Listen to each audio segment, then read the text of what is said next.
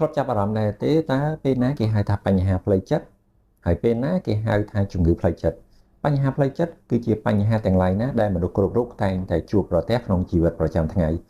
ហើយមានសញ្ញាមួយចំនួនដែលកើតចេញមកកើតឡើងក្រោយពេលជួបព្រឹត្តិការណ៍ណាមួយដែលយើងចូលចិត្តនិយាយថា stress ឬក៏ការប៉ះទង្គិចអារម្មណ៍និងទាំងអស់នោះផ្សារភ្ជាប់នឹងរយៈពេលណាមួយនោះគឺធ្វើឲ្យប្រសើរឡើងវិញដោយខ្លួនឯងតកតងជាមួយនឹងសញ្ញាមួយចំនួនចុះជំងឺផ្លូវចិត្តវាកើតឡើងបន្ទាប់ពីបញ្ហាផ្លូវចិត្តតូចគុំចូលគ្នាហើយមានកត្តាបង្កមួយចំនួនដែលខ្ញុំសូមលើកយកមកតែចំនួន3ទេគឺកត្តាជីវសាស្ត្រកត្តាចិត្តសាស្ត្រនិងមជ្ឈដ្ឋានជុំវិញតើតើជាមួយនឹងជំងឺផ្លូវចិត្តនេះផងដែរជំងឺផ្លូវចិត្តមានច្រើនប្រភេទនិងមានកម្រិតរបស់វាក៏ខុសៗគ្នាដែរ